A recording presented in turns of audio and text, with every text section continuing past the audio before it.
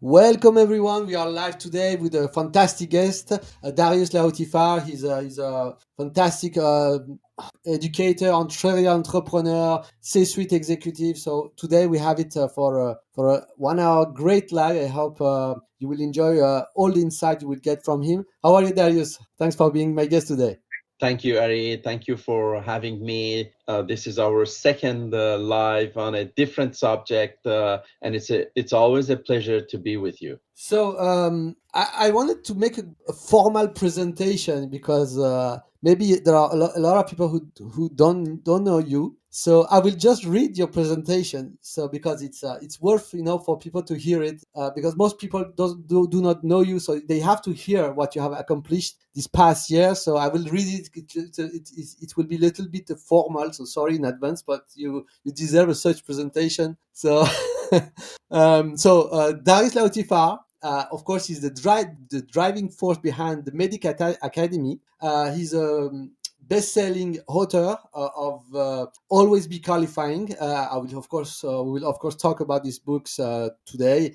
He's a serial tech entrepreneur, a former executive at industry titans such as PTC and Oracle, and among others. He's a robotic engineer by background. He's also startup founder. Business Hangs Out. Maybe you have heard of it. It's a fantastic startup who have been bought millions. I can talk about Darius' achievement for a day long, but maybe we can keep it short. I try to summarize, to make it the most of his achievement in a few sentences. Would you like to maybe to precise a little bit your background, or we can maybe start? I start at the Yeah, beginning. Where are you from? absolutely. So, yeah, I have a engineering background, robotics engineering. Is Also a lot in Europe. So that was in France, Paris, which is now called Centrale Supélec. Um, for those who are familiar with the French engineering system, it's 5 or 6 years on engineering. That's kind of equivalent of a master in the US. And it's very general education. It's vertical as in countries like the UK or in the US. So we are, a multidisciplinary engineer, a short specialization in robotics, and that's where I started my career with. My first assignment at Schlumberger, a Franco-American group, was to program welding robots in naval construction. So despite the appearance of what I'm doing now, I did start with real programming in engineering. I did 4 years of job and management engineering before moving to sales and sales leadership. At age of 28, I became CEO of that subsidiary of Schlumberger, running a $10 million business then, and continued within Schlumberger as a group, but realized that climbing the ladder in the corporate international or corporate America or corporate Europe, whatever you call it, was not something that excites me. Maybe also because I am a very challenge driven, and I managed to get at a very high position early in my career. I got interested in startups. So call from PTC that was a company which was a startup in Boston, and they were looking for someone in Europe to run their business, and they were doing great. They were very small, but revolutionary product, and my engineering side got excited about how amazing that product was in the area of mechanical from my robotics background. I became head of Southern Europe for that company and stayed 3 years and took it from $4 million to $27 million in 3 years, going from four account executives, four salespeople, to 27 salespeople and 150 employees in Southern Europe in just 3 years. And that was a great achievement, especially because PTC's biggest competitor was Dassault System, and operating in their fiefdom. It was the country where PTC was head-to-head with Dassault on accounts like Thomson CSF, Thales today, or Aerospatiale, Airbus, and those huge accounts that we were successfully either converting totally or penetrating at the time I was there. So it was successful. It's also where I experienced a new type of sales, which was different from what we were doing at Schlumberger. And that type of sales was more aggressive. Why? Because the product was cutting edge. It was absolutely innovative. And we were conscious, like any innovative product, your gap doesn't survive long time. Competition is going always to catch up more or less. So we had a short period of time where we needed to flood the market, where we needed to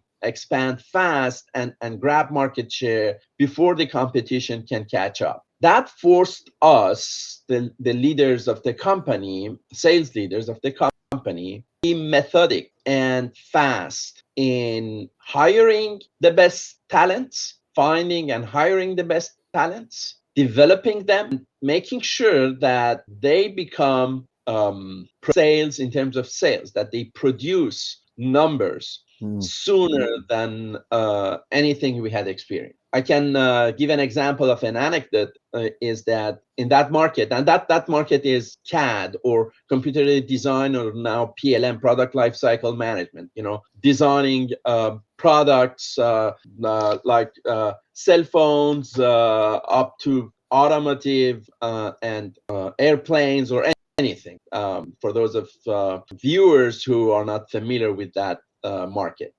softwares that help you design mechanical projects, physical objects. So that market is a very conservative market, in a sense that clients are very loyal to their vendors. Why? Because products have a long sales cycle, life cycle. For instance, an airplane, by regulation, they need to have access to everything about the airplane, drawings, specifications, products for at least 30 years. That's a regulation in most countries. Because of that, companies don't change their design software often. So disrupting such a market, going to Renault or PSA, French automakers, to change their system because we're designing faster, was okay. Joke, you're joking. We don't change our system like this. So it takes a lot of effort and proof of being better on a long period of time before. Because of that too, one of the characteristics of that market was that they were hiring salespeople from the industry. They would never go and hire someone from Schweppes drinks to sell software to Renault. Well, that was exactly what I did. Hired the number one salesperson from Schweppes, among other guys, to sell this new thing. So I'm intentionally giving an anecdote which is very different and disruptive, not just in terms of technology, but also in terms of management and leadership, to give an example. But we will come back to this. My experience, yes. Yeah, it's a very bold, because when we always hearing about technical sale, we all always have in mind, this guy who is engineer by training in the field of the company, or the market, and he has let's say a training in sale, MBA, or whatever. But he is, very verticalized. He has been engineer in automobile, and he sell technical stuff to automobile industry. But you hire someone from food and beverage. And you make him a star. This is fantastic. Yes, we will get back to this, and it's one of the things that I teach in the leadership part, who we need to hire and what should be our criteria depending on what we're selling, which is part of the course. Just quickly, to respect your plan of this live session, I did I stayed 3 years at PTC, successful there. The MEDDIC initiated there. Later, I made courses with that and built a platform in order to make it accessible to everyone 7 years ago. And even before that in other forms, so that we can use that experience and put this together as courses and educational materials to have everyone profit from sharing the experience. Just sorry. Yeah. I am always very interested how in the brain of creators or inventors, this early moment when they discover something, and maybe you are going to talk about it, but I really want to understand also how you discovered the sixth dimension. Was it let's say an eureka? So you once said, "Hey, of course there is this sixth dimension," or did it was it something that came to you little by little, and maybe the metric, and then the decision process, and then the identifying the pain, and then you say, "Oh, maybe I can put them all together." How was the discovery of this methodology happen to you? Well, first of all, it was not just me. It was a teamwork. No one can consider that the methodology or the acronym is there. It was a team that built this, and the way it was built is that we were getting together. We're getting together every quarter in order to compare our notes. I was representing Southern Europe. A colleague from Germany who was running DAC, DACH, we call it these days, was another important person, and our colleagues in the US, of course, were present, and we were comparing notes on what is working and what is not working, and we were noticing that we always have a champion in the accounts that we are successful. So that champion should be a pillar of our sales.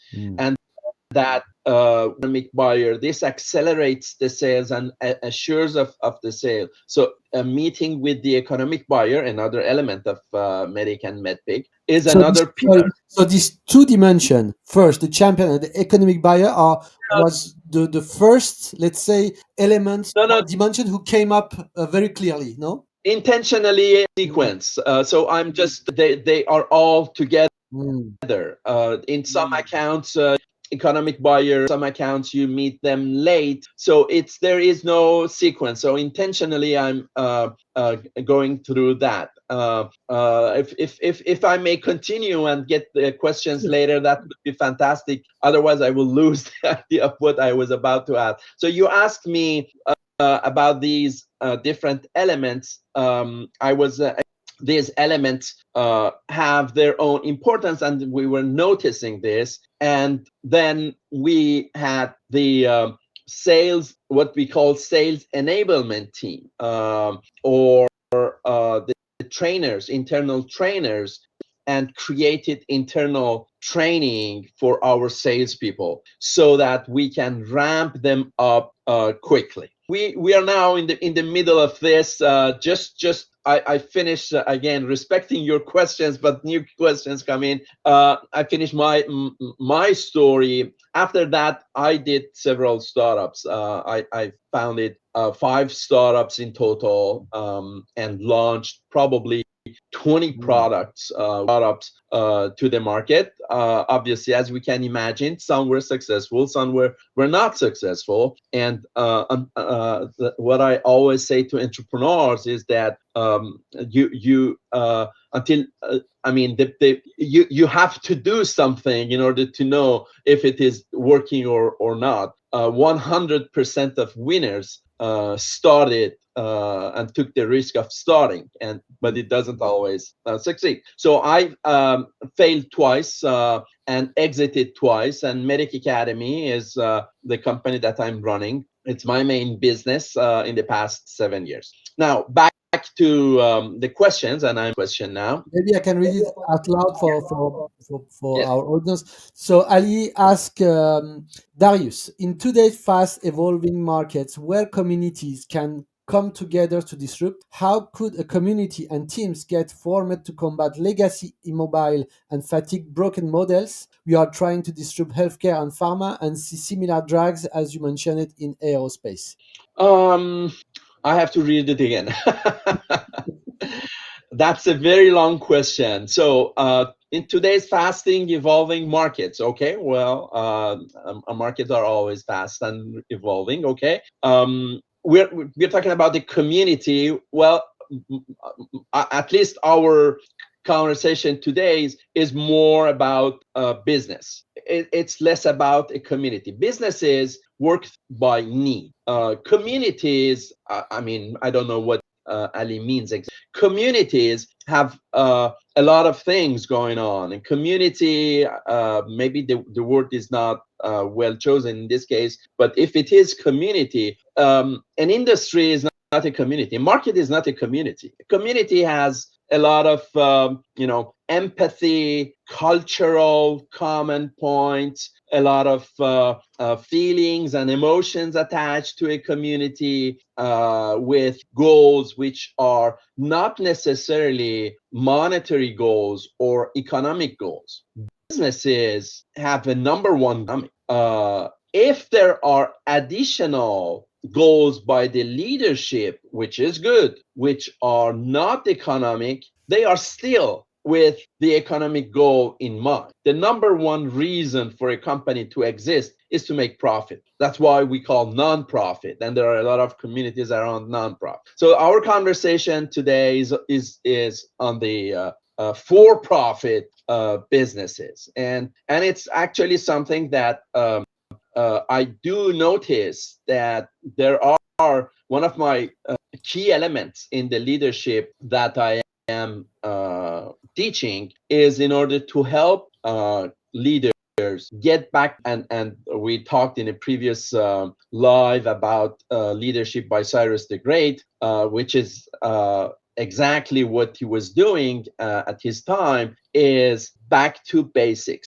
Victory in a for-profit business is profit, is making it successful. And even if you look at it on a community or humanist approach, you first need to have a profit so that you have employment.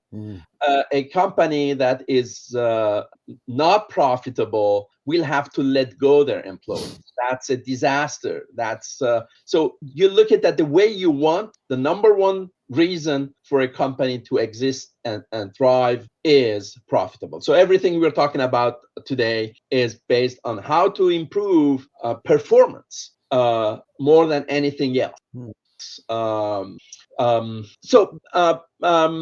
Back to MEDDIC Academy, and then we move towards leadership. MEDDIC Academy is a platform that I founded 5 years ago with the idea of a modern educational platform. Modern means that we have different media. We have obviously the video content, we have in person, we have books, and we learn things when they are repeated to us. But if something is repeated to us in the same way, in the same format, it becomes boring. We reject it. If I keep saying the same thing to you, Ari, 5 times, it's boring. It doesn't help, even if it's repeating. Now, if I in a video to you and then I write a book about it and help you read it, and then we have a workshop and we do exercises on it and apply it to something, and then I take examples that you are dealing with on a daily basis, and I am repeating the same thing to you, but in different formats, in different ways, and then you will learn it. That's one of the key things that we did differently at MEDDIC Academy, successful versus the more traditional training companies. Yeah, it's not just a digital MOOC platform. It's a real phygital. You know, people can have, of course, the MOOC, but they participate in a group session, in interactive group session, etc. So, am I right? You're absolutely right. You mentioned MOOC, which is educational, a lot in the academic environment where people sit back and watch videos and learn by distance this way. That is a very low level of learning. No disrespect. It's just a very low level. In other words, the transmission of the knowledge of that professor towards the students in that method for that subject usually, and it's not me saying, it usually doesn't go beyond 10-15% of that knowledge. The professor is delivering a message, and that message is totally learned. I'm not saying understood, I'm not saying heard. They hear it 100%, they understand it maybe 80%, but they learn it so that they can apply it not more than 10-15%. So we need to take it at a higher level. Now, to the other extreme, so one extreme is the academic lessons that you mentioned. We have high-end B2B educational system, which used to be a lot closed door hotel rooms or rooms where it's interactive, it's absolutely high level, it's face to face, so the level of learning is absolutely high. But that has also its own. In this case, we move from 10% maybe to 40%. It's much more efficient. There are other inconveniences with that method as well. One of them is that after the session, the level of excitement and knowledge and practice goes down. People forget it. The other inconvenient, obviously, is the distance, is the fact that it's not accessible to everyone. You are in Europe, and I'm doing this in California, where I live, for you to travel for just a half day or a full day training of this sort. So it's not accessible to everyone. What we have done at MEDDIC Academy is this blended programs where we do all of this. So we start with e-learning to give the foundation, and then we go through workshops in order to practice it and apply it to their products and services. For a given company, it's like the chemistry book or lecture at university, and then the chemistry lab where we are practicing with these things. So it's a reminder of the course itself, but also by practice, we learn better. We see it. That's exactly what I was referring to when it is repeating, but in a different format, in a different way. And then the third part of our program is practicing it, applying it to their own customer situation. So a sales, okay, I'm having a 9-month sales cycle with this client, and it's for $200,000. I have met with these people, and we're competing with these other guys, and this is the situation. How do we win? What is the path to win? What's the plan to close? And we go through this, and we have, of course, for all of this, tools and methods where through questions, the leaders, the sales manager learns what questions to ask and what questions to ask to the client, and all that within the methodology of MEDDIC and MEDDIC that I have developed further and made courses of it and created these tools. They can apply it. And so three steps: the theory, the practical to the products and services, how we ask questions or how we present our stuff based on our products and services, and thirdly, the customization to the market of the client. Application to specific deals, actually, even more than the market, to specific deals, so that they can see how it applies. I really love this funnel side of your teaching approach. So we have you have the formal course on the e-learning platform, and the let's say the group. You as a commando, you go with your team to the company or to the nearest place to easier their team to move and to meet in person and interact with you. And then there is a follow-up, the specialization. This is fantastic. Did I resume well? Absolutely. Just to clarify, one thing is that what I described are for corporations. To give examples, and we are lucky somehow we have all 10 of the top 10 enterprise B2B customers using our educational system have been our clients, or our clients who keep adding or training their new salespeople with us, like Google Cloud, like Amazon Web Services, like Cisco, like Silver Peak, like Fortinet, like you name it. From teams of 20 or 30 salespeople up to salespeople, and in some cases we train the internal train. In one case, we trained 40 internal trainers who then trained thousands of salespeople inside the company with the same methodology and curriculum. Ali just asked a question. What does your system do to take it to the next level? That is innovation. And I follow up because I have also a question that certainly help you to answer. Because I'm a marketer and I really like startup and startup project, B2B startup project, particularly industrial in the B2B and medtech. And as you are also a serial tech startup founders, I can only guess that you have used the MEDDIC methodology also to not just to close, of course, but also to gather information to know if your idea was the right one and to find the right, let's say, even the market or what we call the product market fit. Am I right? Can we use the MEDDIC for customer discovery and very at the very early stage of a B2B idea? This is a very interesting philosophic approach to that. The book the book of MEDDIC that I wrote is a bestseller.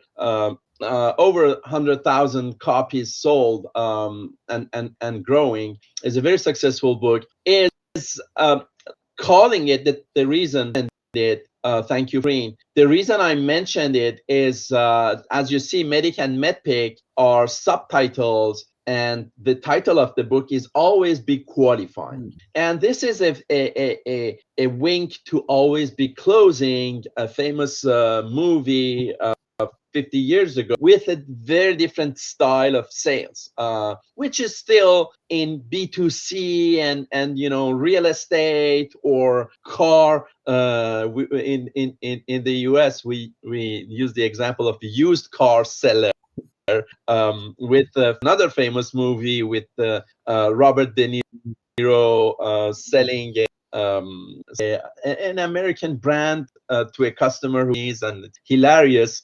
Basically, they are pushing to close, but high-end B2B enterprise sales with pushing to close. It works with the qualification for several reasons. There is more in a question than in a statement. When we ask a question, is about the customer. When we make a statement, it's about us. So a question has more in a statement. So always be qualifying. The whole MEDDIC and MEDDPIC is a methodology which is a full cycle from prospection to closing, but with a focus on qualification, with the focus on asking questions and listening, rather than saying, I'm the best, I'm doing this, I'm doing that. Okay, when do you sign? That's literally the of what we are doing and what we are teaching. In that regard, it applies in other in the product market fit, because we want to qualify the market and we want to qualify a product. It applies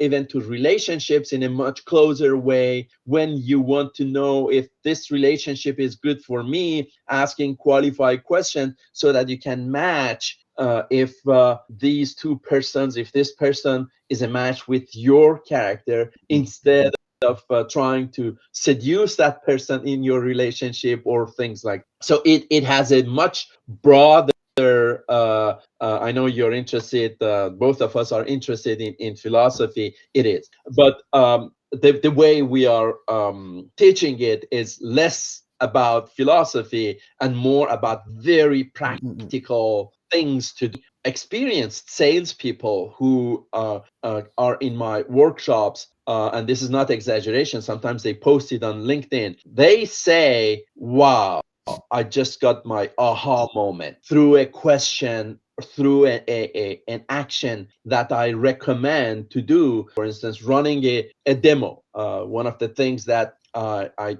teach in my workshops, and it's part of the consequences of the methodology or our way of teaching. Demos. Running a demo is a technique. It's extremely crucial, and 99% of people don't know how to run demos, and I'm laughing, but if they could just improve a little bit the way they are doing demos and make it something about the client, and I give all the details. Of course, it will take half an hour just to see how to run demos successfully. That by itself can make a change in companies' results. Actually, customers give sometimes feedbacks, and the feedback we are hearing, Ari, is amazing. A large number one cloud computing, I won't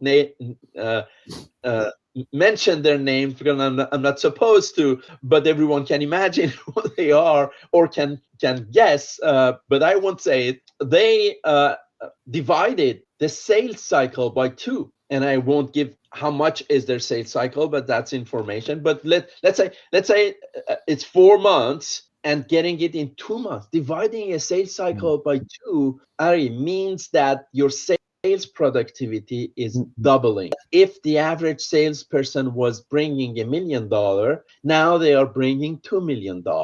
This is huge, and it's very interesting that companies very easily invest in tools to improve production, to improve their internal process. They buy SAP. Look at the biggest companies in enterprise sales and SaaS. Where do people spend their money? They spend their money in their internal process, managing their CRM, managing their finance with SAP, managing their HR with a lot of HR solutions. But where we should invest even more is in our hunters, in our salespeople. A company is like a tribe. The tribe needs hunters before anything else. These hunters need to have the right tools, but also the right skills. They need to be trained in order to be able to go better and bigger hunts and bring to the tribe, so that the tribe can be fed, have food, and be healthy, and everyone is happy. Same thing in a company needs money to motivate people, to hire people, to have resources available so that they can serve their clients. For that, they need sales, and we need to invest in our salespeople the same way. I absolutely loved your book, Always Qualifying. I will reshare the screen before we jump to the next subject, and I will tell you why I love it. First, because it absolutely absolutely applies to startup founders, even those who are in the B2C. I'll explain why. Because most of the time, founders are focusing on their product. They are, in French, we say focusing on your belly, être centré sur son nombril, être focusing on your belly. And in this book, tells you to shift your mindset and to be turn it to be focusing on your client, and with the right tools and methodology. The metrics are what has value, what are the key points that are valuable for your client, and sometimes they are very different from what you have in mind. The economic buyer, who is signing the check, the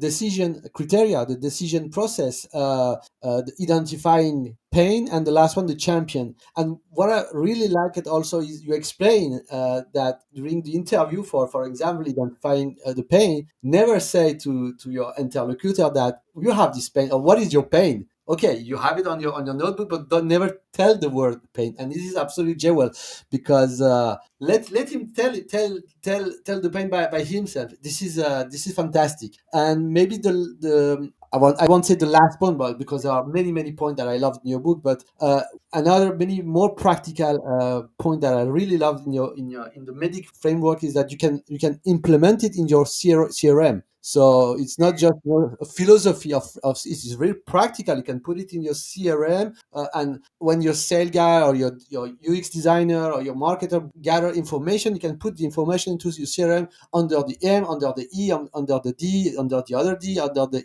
I and the C, and this will highlight your sale process. So Absolutely. this is my feedback from reading your book, and really loved it. But now, Fantastic. sorry, go ahead. Yeah. Maybe an example of something which can be helpful if we have salespeople or business people who are watching. You're selling, let's say, Excel, a spreadsheet, and 90s, and I'm giving an example so that everyone can understand. If I give an example of CRM or SAP, if you're not in the businesses, you won't understand what we're talking about. But I'm intentionally taking an example of something very easy so that everyone can understand what it. So let's say you are selling Excel spreadsheet in the 80s, and the customer is using a book, paper and book, to do their bookings, and they write numbers and expenses, and you're selling Excel. So the way you mentioned the pain, a wrong salesperson would maybe not even asking any questions, but if they ask the question is that do you use any spreadsheet? That's why an average salesperson, and they say no, we don't. Oh, so that you have a problem there. You have a problem not using this. Let me show you my Excel. This is the average salesperson. The better salesperson would ask them, tell me about your process of bookkeeping. How does it work? And you listen. So you are going to test the prospect to see how conscious they are about the issue. And they will describe. They say, I put my expenses here, column A, I will put the title, and then here I put the number, and then at the bottom, I make an addition. Oh, great, fantastic. What do you like about this process? That's the next question. Is that it's easy? I just need a pen and a book, and it's very easy. What do you think it may be improved there? Is there anything to improve that? Yeah, I'm sure there are, but maybe a more beautiful book, maybe a nicer pen. So customers don't always know what they don't know if that customer has never seen a spreadsheet. And then you are raising the level. But another customer may be aware of that and say, this is a disaster when I make a change. If I have made a mistake in one of the numbers, I need to rewrite the whole thing and redo the addition at the bottom. It's a disaster, and I have always to erase and rewrite. So you don't know where it is. So unless you ask this question. And so you ask the question, okay, so what do you do when there is a change? Oh, if there is a change, that's a pain. And say, okay, how much time does it take to do it? And then they will give the number. And then they will say, okay, now if by chance there were something where a change in that number would result instantly in the change at the bottom, how much would you like it? And then they'll say, oh, wow, that would be fantastic. Yeah, okay. Mm. How much time would it save to you? Oh, in my time, it would save 80% of my time as a bookkeeper. Okay, so 80% of your time would be saved. And what's roughly the value of that 80% of my time? Well, my salary is $80,000 a year, and 80% of my time is worth 60,000 a year. Okay, 60 value of a tool which will do that for you. What if I sell it for you at only $100? What would be?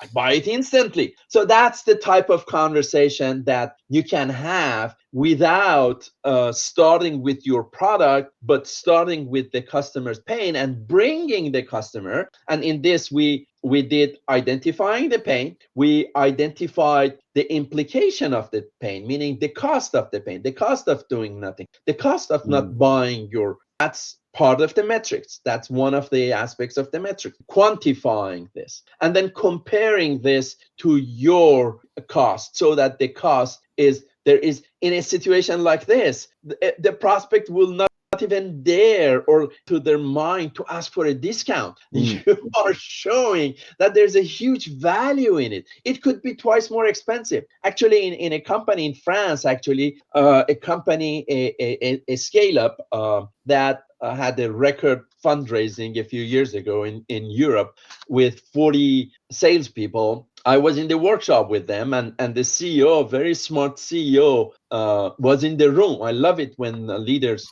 get involved, and we need to talk about leadership. We're not a lot of time left. He was in the room, and they saw through the proof of the workshop minutes that their product could be 5 times more expensive and customers would still buy. And the consequence of that is that 2 weeks later, they told me they doubled the price of the product. So we move from a situation where a salesperson is scared and shy about giving a price because the customers, if there's no justification, any price is always too high. Any price is always too expensive. They want to get it at a lower price. But when it is a company, the argument about the return on investment, that this is an investment which is actually bringing them money, then the question, the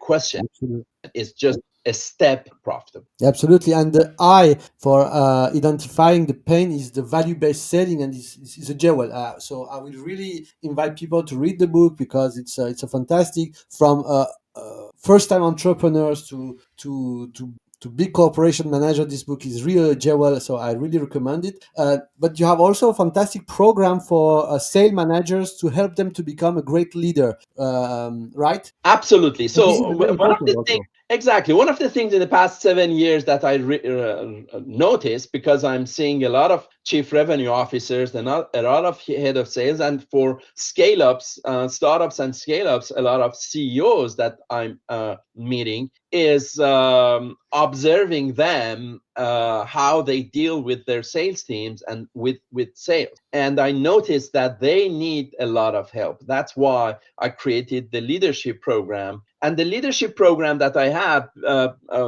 I have obviously, it's a summary of what I learned during 40 years of leadership, from startups to hundreds of people. In my career, I interviewed thousands of people, hired probably close to 500 salespeople, had to fire a few of them during my career. So I've done all this in very engaged products environment. So I'm sharing this with the leadership. Now, the things that I noticed when I was this, I also watched courses at Harvard Business School and other prestigious universities, and they are not even touching on the subjects that I'm touching. Just like MEDDIC, which is very practical, my leadership courses have been designed to fill the gap between what people need and what the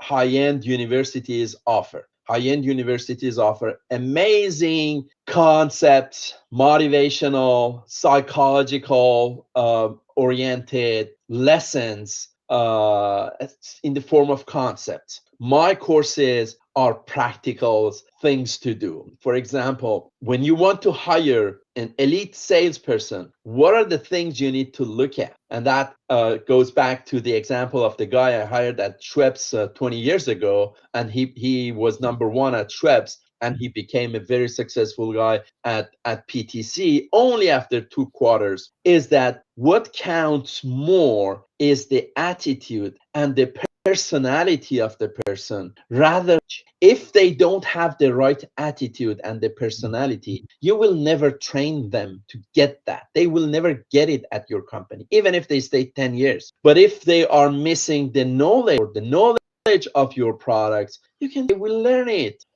So go for that attitude and characteristics of the person. Now, that's one thing. Even this is practice a lot, but this part, this what I just said, Steve Jobs told it before me 10 years ago. Now, to the fact that when you're hiring salespeople, there are specific things in sales that you need to have. There are specific characteristics. For instance, one of the things that salespeople need, and we don't need it elsewhere, is the sense of competition. Some people don't like competition. Some cultures don't like competition even. But even in those cultures, we human beings, there are a lot of us. It doesn't make sense to hire someone in sales who is not excited about competition. May I ask you a question right now on this point? Because it's when I hear that or read that from you, there is something like how can I say contradictory, because in a long cycle sale we expect from the sales reps to be very consultative, very hearing more than speaking, very passionate with all the people he have to meet, because all the different people from tech, from finance, from the, let's say, the CEO or other guys who are involved in the decision making or the sale process, and at the same time he or she has to be very competitive, so it's very a little bit contradictory, how do you manage that? No, it's not contradictory. How about playing chess? Great. How about playing backgammon? It's competition, but it's a competition with a start thinking, working, solving a problem. You don't need to be harsh. You don't need to be the guy in those movies, Wolf of Wall Street. You can be extremely competitive while being wise and running, and that's Cyrus leadership. You want to take those questions, if any? We had just George who said some great words. So I encourage companies to take this training sale methodology after taking some others as well. MEDDIC old name is one of the best, which covers the full cycle, the full sales cycle in a very structured way. Thank you, George. Thank you very much. Yes, the other thing is that I'm noticing, and unless if there are no other questions, it could be the last one, or if you have one, is the fact that we have different types of leadership, and some leaders are hands off, some leaders are hands on, and some leaders are hands. And the course is helping leaders to be at least hands on, if not hands in. And a principle in leadership that we also covered in our previous live with Cyrus leadership is to be the example, show the example as a leader. And the more you show the example, the more you're hands in. But you also want to delegate. It's another principle of leadership. You want to empower your people so that they can run the business, and they have you delegate that to them. So this mix between the two is something that we cover in those in the training. Yes. I have two questions about the leadership. What I learned in your great book, Leadership by Cyrus the Great, is also that there is not such thing as a one type of leadership. You have to adapt your leadership style to the people and the context. Sometimes you have to be very directive. Sometimes you have to be collaborative. Sometimes you have to be an empathic leader, more based on the emotion, So, and this is what makes a great leader: someone who is able to adapt his leadership style to the people and the context. So this is my first, let's say, remark or question. And the second is about, more precisely, about how to coach or lead a sale debutant, a first time sale. Would you, as a leader, show him how to take the call, or how to behave with the client, or you just let him do his mistake and then you give him a feedback on one-on-one? Well, the three principles that I always insist on are: first, education; second, motivation; third, purpose. Education, motivation, purpose. That the example you mentioned is first education. That education is not necessarily to be given by the coach. They can send this to us, or they can have their internal trainers who train them so that they get that training. Of course, the leader who is accompanying them is showing the example, so could be sitting on a call with the speaker so that they can help in the context what to say and what to do there. That is shadowing, which is a practice that many people do, and I don't necessarily add a lot of value there. But they at the top level, these three are really key, and a lot of leaders miss the purpose. Even now, the most successful companies and a lot of leaders, chief revenue officers in public companies, who are very proud of their past, when you listen to them, they miss component. So education is obviously making sure they learn. Send them to the training. Keep the training up all the time. At least 2-3 trainings a year. At least including the training in the sales kickoff, which is the annual gathering at the beginning of the year for the sales force. Next is the motivation, making sure that they are motivated. How do you give motivation? In different ways. One of them, which is key for salespeople, is the compensation. You need to have a very competitive compensation. If your salespeople are not driven by thing which motivates them, which could be working at a company with a reputation, which could be working in a lifestyle, which could be having bonuses, which could be a better compensation, usually not strong salespeople.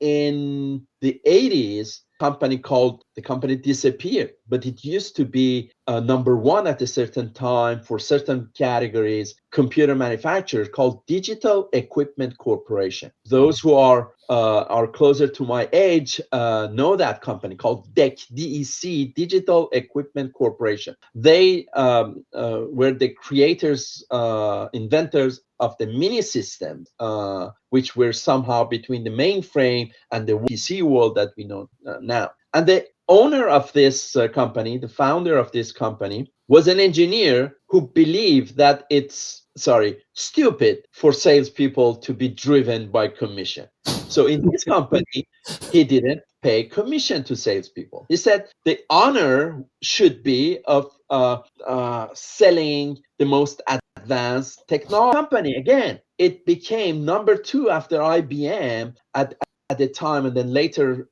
Mac, and then HP, and then literally disappeared as no one hears about it. But if you type Digital Equipment Corporation, it's one of the very first venture capital funded in Boston in the 80s. The ancestor startups that we know today.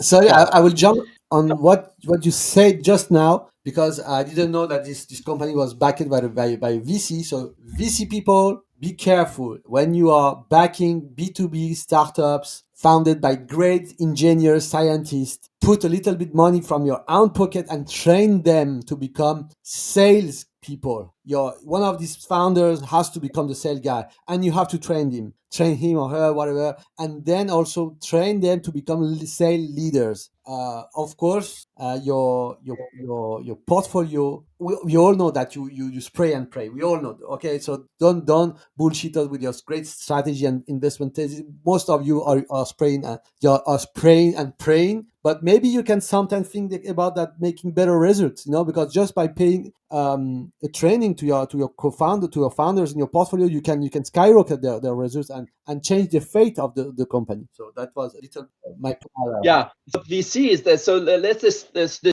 story of digital. I mentioned it with the angle of sales commissions, which was obviously a big mistake, huge mistake. But very shortly, very briefly, this was the story. The market was driven by IBM in the 70s with mainframe. Digital invented the mini computers, and that mini computers, PDP and VAX, in the early 80s, they became very successful because they were a fraction of the cost of the mainframe. They were costing a fraction of the cost of the maintenance of those. They were doing a decent job and very adaptable for smaller companies as the digitalization era. And so for like 10 years, they were the king of computers, and they became huge. And then Sun Microsystems came in with workstations, with basically a computer which was even smaller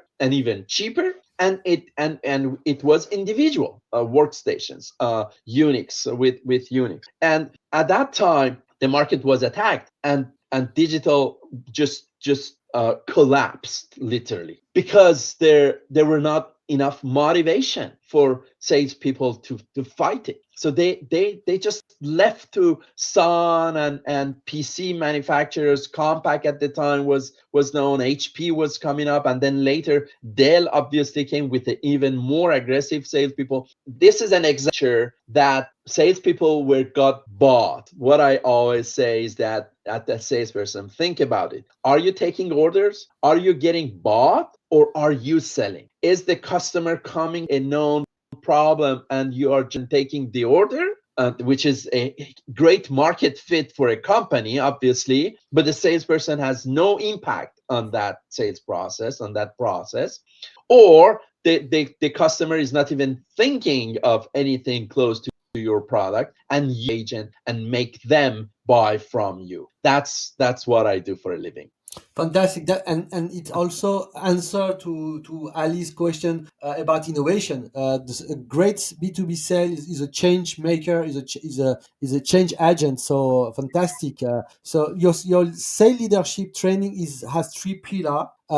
Is empower, optimize, and performance, right?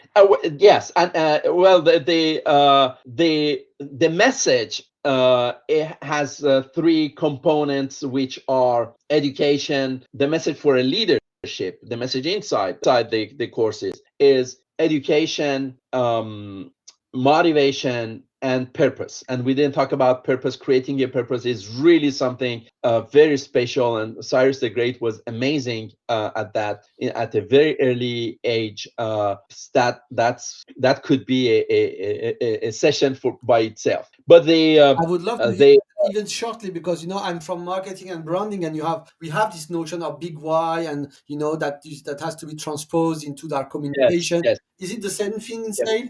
I will get to that one in a second. Your previous question was the three pillar of the course. The three pillar of the course are hiring, building a team, hiring. Second is developing, nurturing, coaching, making them successful, and then fine tuning, adjusting, optimizing, and then restart, hiring, developing, fine tuning. That's this is the cycle and the course, by the way, is called Infinite Leadership course. Infinite Sales Leadership is an infinite cycle that we as we have to do all the time, looking for the best talents, the most adaptable talents, the best for us, for this context of company, products, and job, then developing, and then fine tuning the team. On creating purpose, missing, I sometimes hear some leaders, and I have no one in person in mind, just the reality is that they brag about having been several times CROs of different companies. So that's a little bit of a mercenary approach.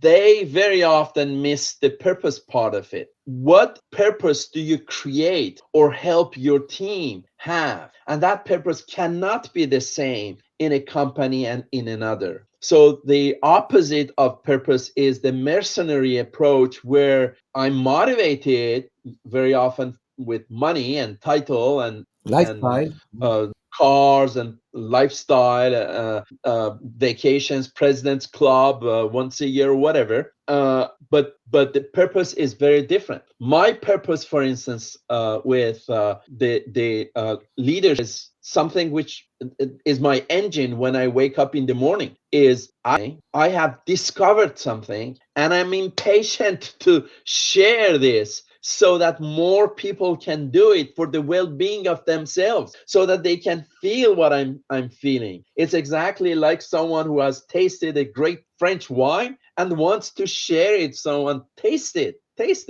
is my purpose. As to give you an example, and So we need to build we need to help our people to find their purpose, and this starts with the very first in the hiring process. Yes.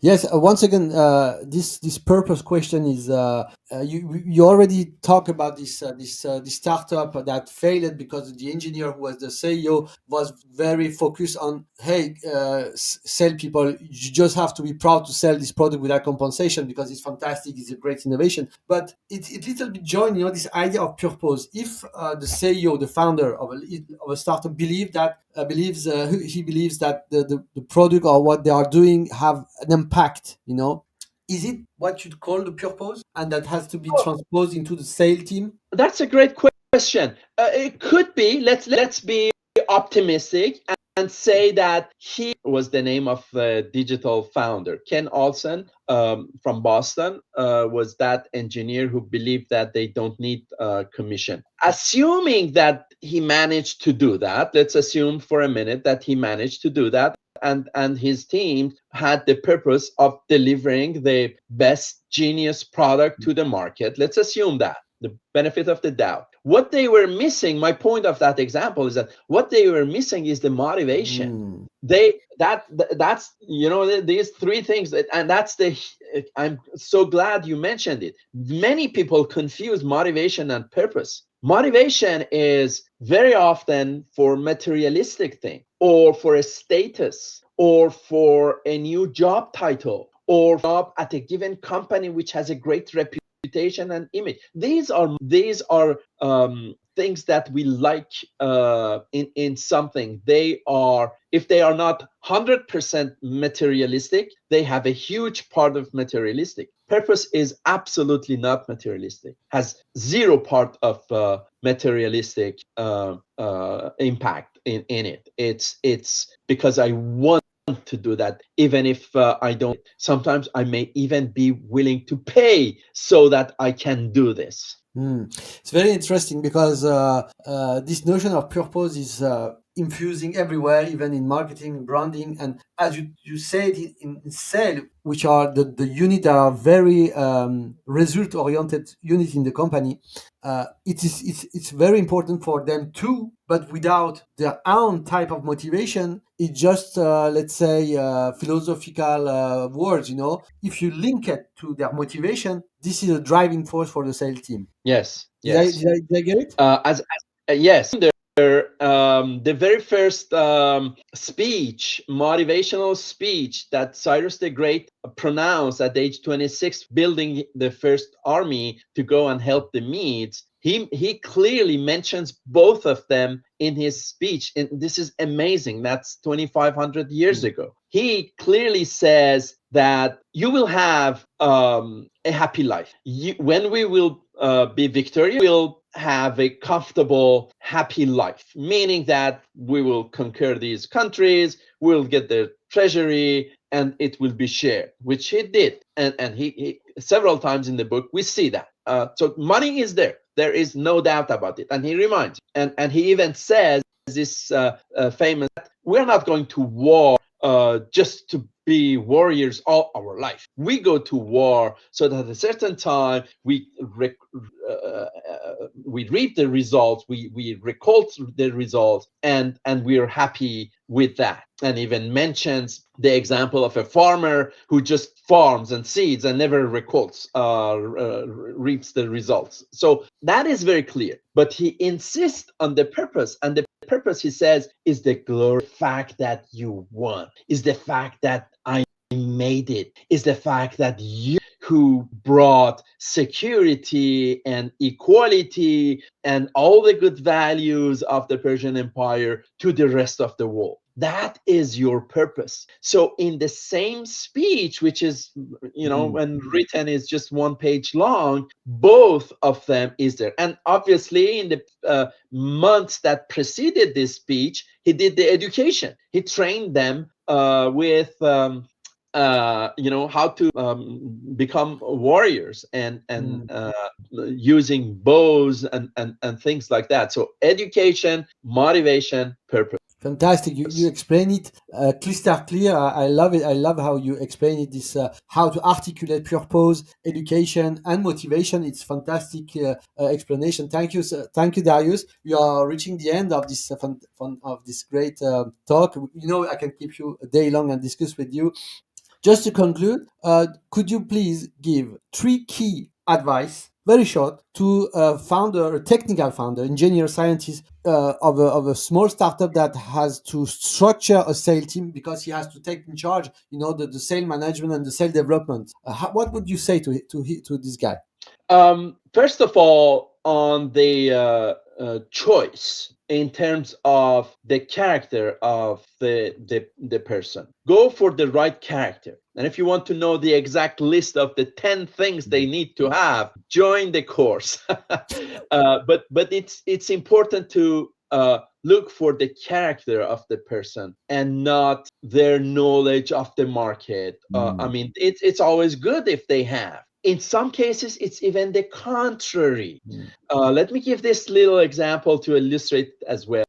One of the reasons that hiring from the industry was, as we mentioned, I can find people who are much more motivated from other industries who have the right attitude and can perform. But there was a second reason that is that because we were the David fighting against the Goliath, we were PTC with almost unknown, no one knew who's PTC, and Dassault System was the company working with the defense. When I signed Thomson, Lahoutifard was the Ministry of Defense, and he convocated, he wanted to meet with the decision maker in his office right there at 9 a.m. to explain why the hell did he buy from an American company while he could buy from Dassault System, their partner in defense. So we were in a situation of this David competing with this Goliath. An average salesperson industry would be scared of working for me in that environment. We will never beat Dassault. Are you crazy? No one knows PTC.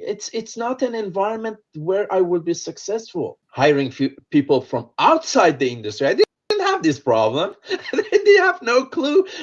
As long as they had the attitude and they were fighters, I would be able to give them the tools and the recipes how to be successful. So advice is look and list the criteria of characteristics that you want and go for that.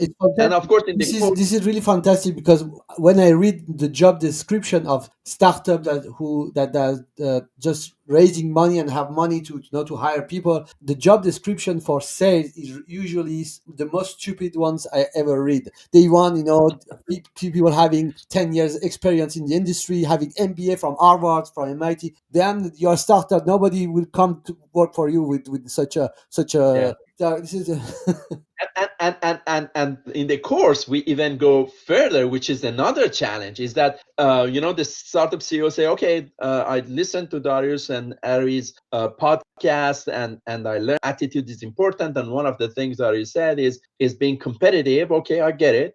I'm going to look for competitive people. If someone is competitive, how do you actually know it's someone? And then I give this example. I'm going to give it now. I give these examples for each attitude. How do you check it? What should you see in a resume so that you can say they have competitiveness? If someone is competitive, they brag about their competition and their win. For instance, they say that they have been first sales rep in the, or they say that they are doing this sport, and in this sport it's not only collective sports. Collective sports are good. We need to have both, but there are also individual sports. Like we mentioned chess in an intellectual sport, but it could be any individual. Like, and the fact that they brag about their rank. If someone is not mentioning ranking anywhere, that person cannot be a competitive person. I'm also giving here advice indirectly to those who are writing their resumes. If they want to show their competitiveness, they better have a ranking somewhere, at least once, twice, and third time, three times, as example. Fantastic advice. And the third one? So the third one, what else? So advice to the CEOs when they are building the sales team. On the flip side, one of the things that I learned myself, I'm as an impatient person myself, as an competitive person myself, successful very early in my career. My mistakes sometimes, and I learned how to avoid it and manage it, and I am teaching this now in my leadership courses, is don't expect people to be like you. In other words, if they are not performing, don't become negative towards them. A lot of successful leaders, young, with not enough experience, especially when they inherit a team, they are positioned at the top of a team that is existing. They didn't hire these people. They go through the interviews, one-on-ones, and assess their team. And there are people they like, and there are people they don't like. And their reaction, the human reaction, is that I should get rid of those that I don't like. That's and they don't say it, but they think it, right? We know that. That's really wrong. And I give the tip in order to see how if it is wrong or not. And one of the tips is think about the positive things that they have done. List the things that this person who is failing, who is not achieving their quota, who is missing their objectives in the past 3 years, consistently miss their objectives. Wait a minute. That doesn't mean automatically that you need to fire them. I have a process before getting to that situation. And one of them is literally listing their achievements. They don't shine, but go and find their achievements. If you don't, ask them, ask their peers, ask their colleagues, what are they achieved? And this psychologically, that's very interesting, because this psychologically impacts us before anything else. Is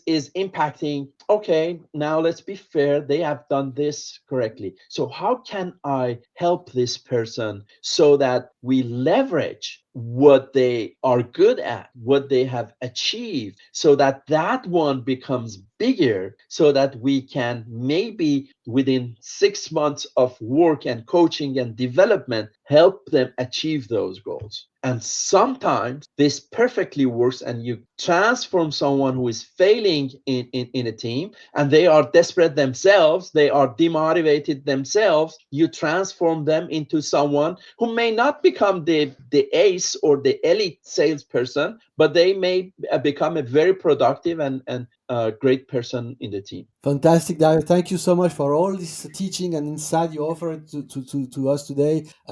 Once again, I can keep you a day long, because you are, in French we say puits of science. I don't know how we can translate it in English. Science, bottle of science. a French wine full of science. Thank you so much. Thank you so much. But I was curious, what French word you had for it? Puits de science. Puits de science. Oh, okay. English, Yeah. I don't know how we can say that. Thank you so much. I translate it in my manner, a great French bottle of wine full of science. This is my translation. Thank you. Thank you so much.